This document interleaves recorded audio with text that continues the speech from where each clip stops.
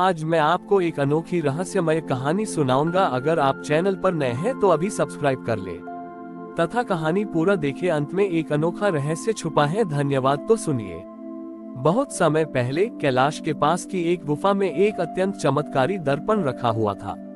इस दर्पण को स्वयं महादेव ने अपनी योगमाया से बनाया था और इससे माया दर्पण कहा जाता था।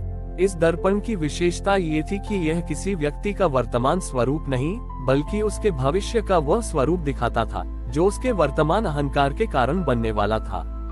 इस क्षेत्र में एक शक्तिशाली योगी रहता था जिसका नाम था सिद्धांत। सिद्धांत ने वर्षों तक कठोर तपस्या की थी और उसे कई सिद्धियां प्राप्त थीं, लेकिन सिद्धियों के कारण उसके मन में सूक्ष्म अहंकार पैदा हो गया था।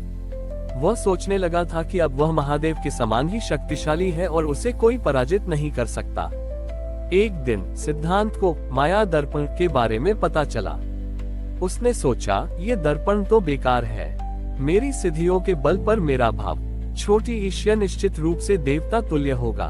अहंकार से भरा सिद्धांत उस गुफा में गया और माया दर्पण के सामने खड़ा हो गया। जैसे ही उसने दर्पण में देखा, वह चौंक गया। दर्पण में उसे अपना भविष्य का स्वरूप दिखाई दिया।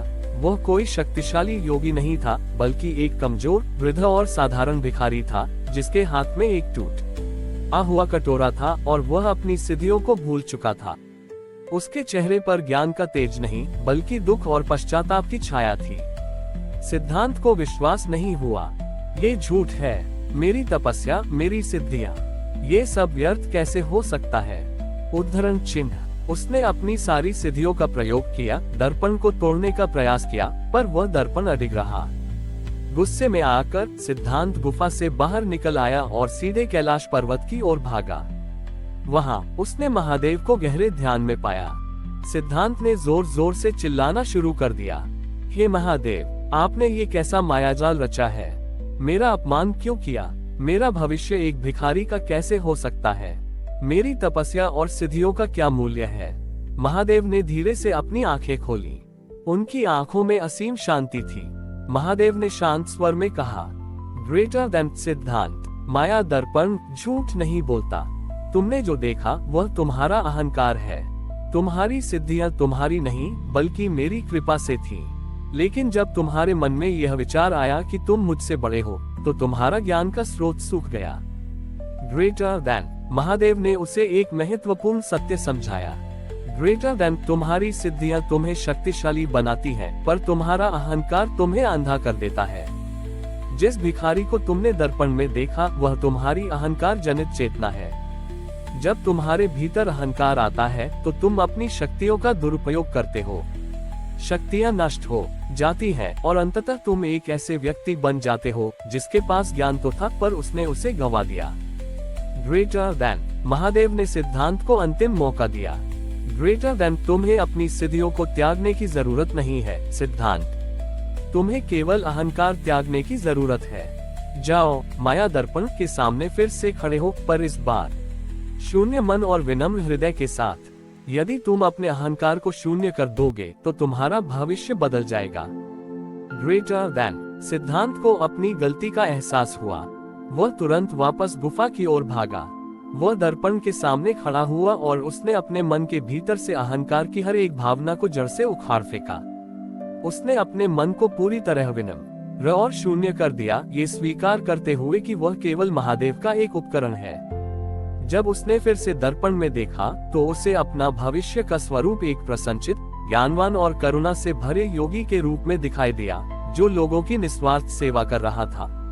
इस प्रकार महादेव ने माया दर्पण के माध्यम से योगी को सिद्ध किया कि वास्तविक शक्ति सिद्धियों में नहीं बल्कि विनम्रता और अहंकार मुक्त चेतना में निहित है। सिद्धांत, जो अब विनम्र योगी बन चुका था, माया दर्पण के सामने खड़ा होकर अपने नए करुणापूर्ण भविष्य को देख रहा था।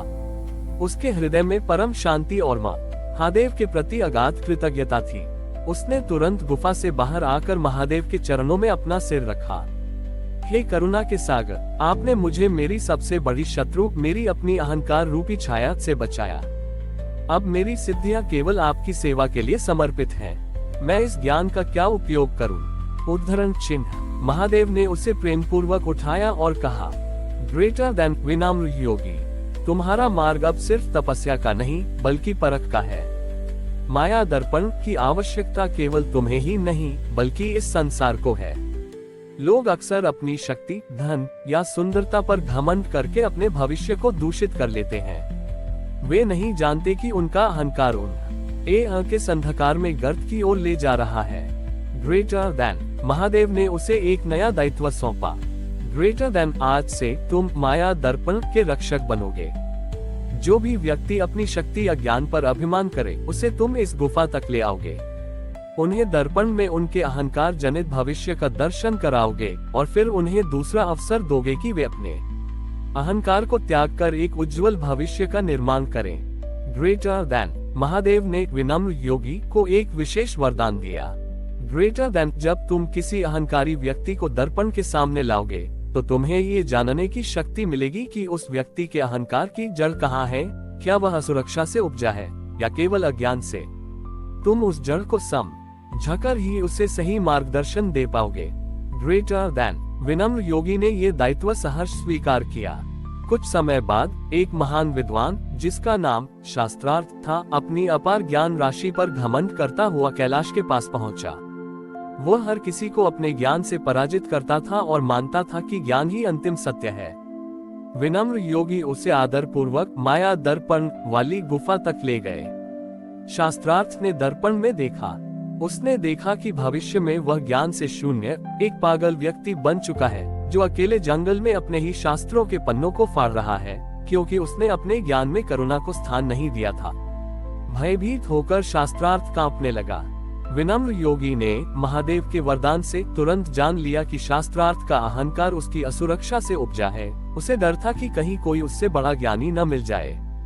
विनम्र योगी ने कहा, विद्वान, आपका ज्ञान आपको यह नहीं सिखाता कि सबसे बड़ा ज्ञान विनम्रता है। दर्पण में आपका भय दिख रहा है जो आपको पागलपन की ओर ले जा रहा है। ज्ञान को सेवा में लगाओ, उसे अहंकार में नहीं। शास्त्रार्थ ने तुरंत अपना अहंकार त्यागा, विनम्र योगी से मार्गदर्शन मांगा और माया दर्पण के ज्ञान से अपने जीवन को विनम्र से वा की ओर मोड़ दिया।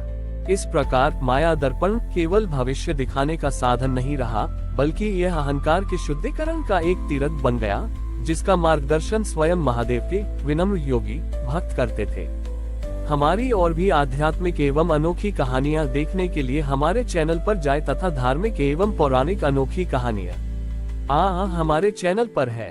कृपया जाके देखें तथा हमारे चैनल को सब्सक्राइब करके रखें और वीडियो लाइक जरूर करें। धन्यवाद।